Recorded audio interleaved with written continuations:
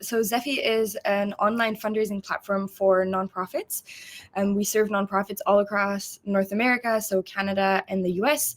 And our platform is kind of an integrated tool that allows nonprofits to create fundraising pages, donation pages, events, raffles, memberships, and have their CRM integrated all in one platform.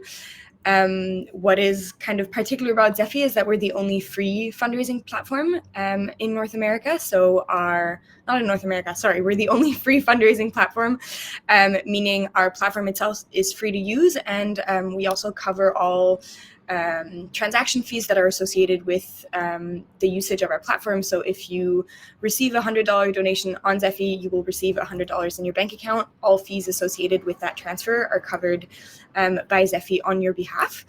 And the way we're funded is through voluntary contributions that donors can leave or decide not to leave when they make a transaction. So they have the option to add a little extra to support Zeffy's work. And that's kind of the gist of what we do.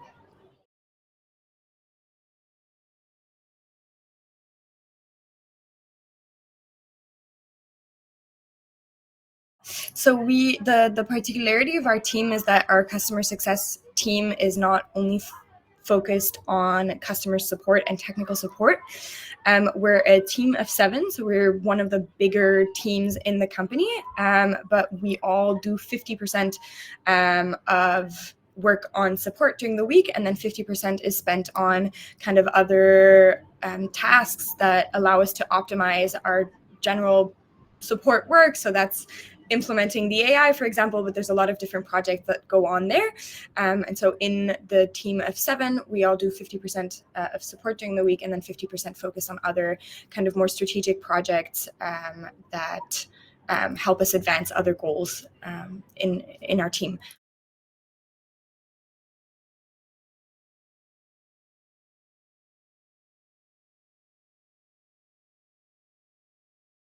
That's a great question. I think the biggest problem we were trying to solve was just how overloaded our support team was. So our company is growing very, very rapidly. We're seeing a lot of new users that are interested in using the platform every single day, and we're kind of expanding at a rate that is higher than the rate at which our team is expanding. So we've increased our support team over the few months. We've hired 2 new members, but the rate at which the company is growing, at the rate at which we're kind of acquiring new users every single day, is a lot higher than our current hiring, meaning that we had a lot of support requests for the size of our team.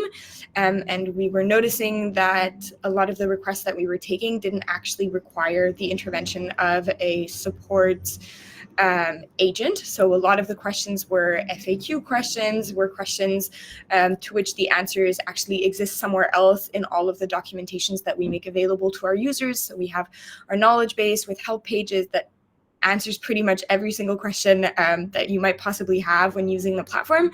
And all of those questions we were receiving in our inbox as well. So we were seeing that users weren't really able to find those answers on their own, and our team was spending a very, very high amount of time answering those questions, whereas ideally we would like our team to be available for technical support questions for which a human intervention is necessary, rather than just like FAQ answers that we were spending too much time on. So that was kind of the problem. And we were already using a kind of AI. It wasn't really AI, but HubSpot in its chats has a feature that allows you to kind of suggest a few help articles when somebody asks a question. So you ask a question and HubSpot will suggest a few articles that possibly answer that question.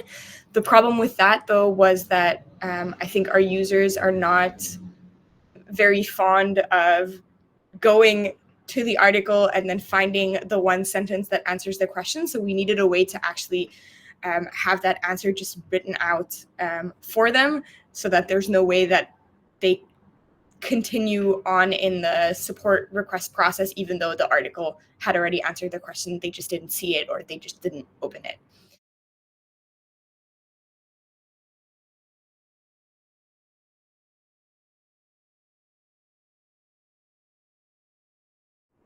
Yeah, we did quite a few demos with different companies, looked at a lot of different options. I think because of the size of our current team and because of the way that our company is set up, it was really important for us to be able to retain our current structures and our current like work operations, and being able to integrate AI without disrupting that too much. And so a big one of the most important things that we were looking for in an AI was being able to integrate it with our current tools, being HubSpot. So being our HubSpot CRM, but also a lot of the automations that we have in place in HubSpot that allow us to automatically tag certain tickets, or have certain tickets automatically be sent to certain team members if they're about a specific topic. And a lot of the AI options that we were looking at would have required us to switch into a completely different tool, and would have meant that our support team would be operating in two platforms, like a chat platform that we were paying for, and then also in HubSpot to be able to retrieve information about the user. We also have a lot of integrations between HubSpot and our product. So a lot of data is being pushed from our product into HubSpot, like information about somebody's usage or their last payment that they received or what products they use. And all of that is important when we're providing support. Like, it's important that we're able to access that information. And so My AskAI was really like the winner when it came to being able to keep all of our current tools, all of our current automations, but also just being able to add the AI into that. I think, yeah, you were the only ones that we found that actually allowed us to do both. So it was like a win-win.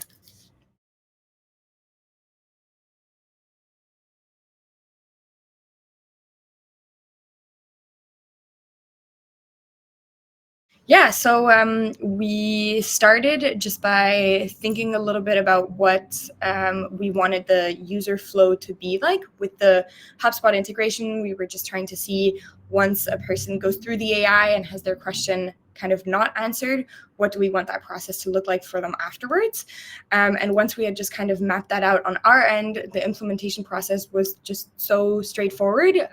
It was just, we created a chat in HubSpot that would take kind of the relay of the AI. If a question isn't answered, we just went through the knowledge base and help pages that we had, just to make sure that all of them are configured correctly to be fed to the AI. And we just customized a few things and then added it to our website. It was really super straightforward.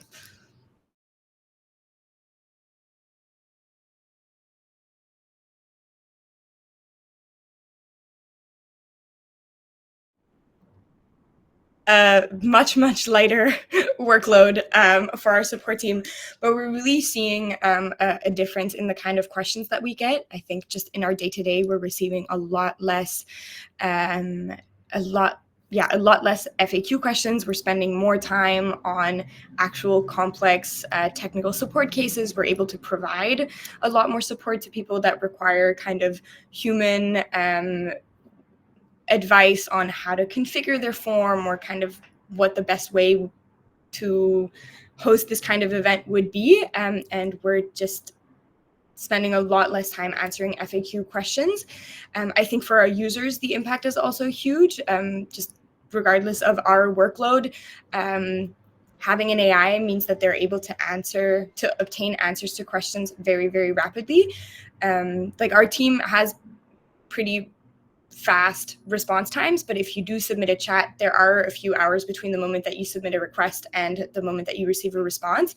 And if you're actively working on setting up your account or on creating something and you have to wait multiple hours before even getting like a first response, it can be frustrating and can like put a damper in your setup process. And so the AI just means that within seconds you could have all of your questions answered. You can move on with your account creation or just start fundraising right away.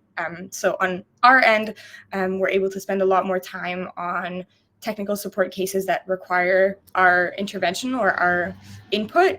And for our users, it means a much faster response time when they just have an FAQ question for which the answer exists somewhere in our resources.